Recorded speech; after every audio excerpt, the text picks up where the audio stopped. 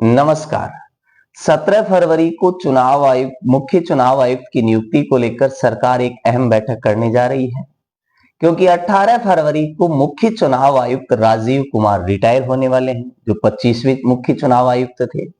Bihar Jharkhand cadre के IAS है, 1984 batch के वो रिटायर होने वाले हैं।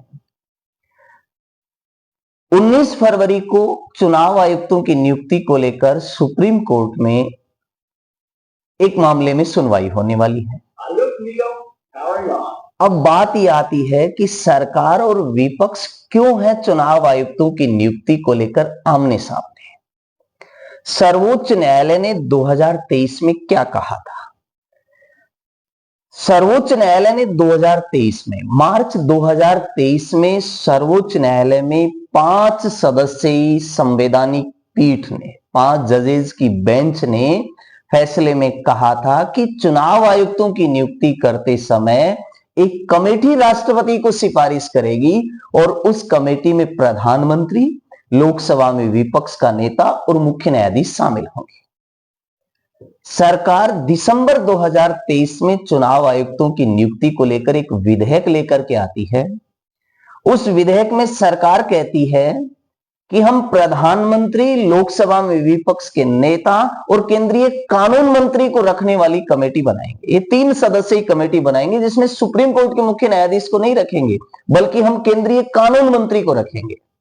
विपक्ष बार बार कह रहा है कि सरकार इस विधेयक के माध्यम से सुप्रीम कोर्ट के उस 5 सदस्यीय संवैधानिक पीठ के फैसले को कमजोर करना चाहती है। इसलिए विपक्ष है ये चुनाव आयुक्तों की नियुक्ति को लेकर सरकार के खिलाफ है या सरकार पर आरोप लगाता है। आरोपों के बीच ही 2024 में सरकार ने ज्ञानेश कुमार और सुखबीर सिंह सिद्धू को मुख्य चुनाव आयुक्त नियुक्त कर दिया।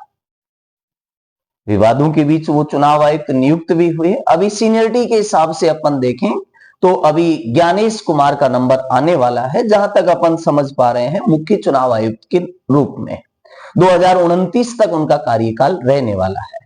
अब सवाल मन में यह भी है कि आज तक चुनाव आयुक्तों की नियुक्ति कैसे होती आई है।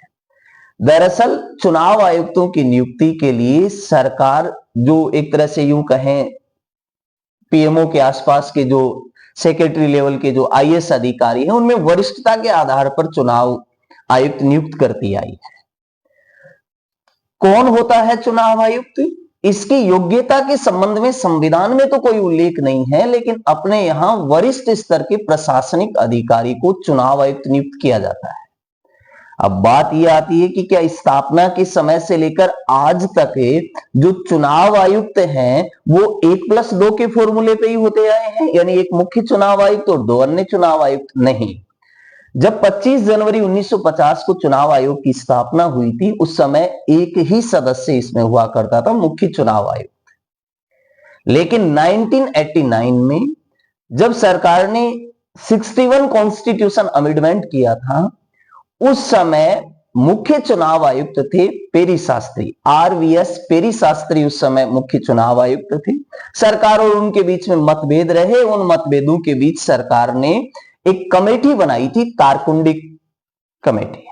तारकुंडी कमेटी की सिफारिश पर निर्वाचन आयोग को बहुसदस्यीय बना दिया गया, लेकिन सुप्रीम कोर्ट के आदेश दिया 1 जनवरी 1990 को, और वापस 2 जनवरी को निर्वाचन आयोग कैसा हो गया? एक सदस्य ही हो गया।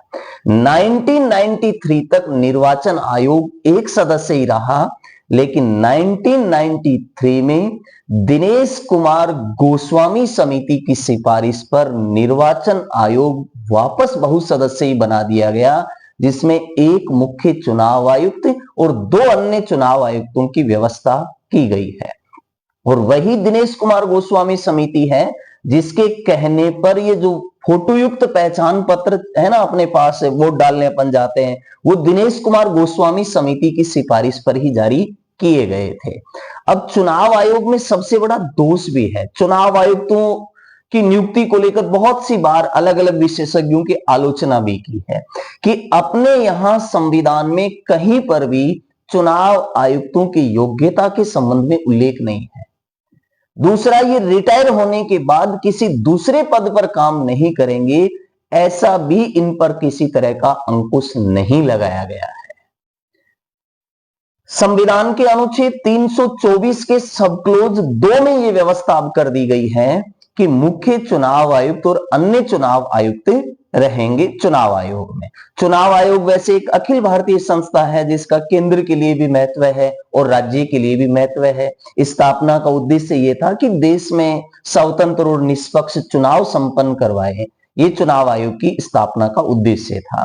अब देख पाते हैं कि अपन अगला मुख्य चुनाव आयुक्त जो 26वां मुख्य चुनाव आयुक्त है, क्या ज्ञानेश कुमार बनेंगे या फिर सीनियरिटी का उल्लंघन होगा इस बार, वो देखा जाएगा। धन्यवाद।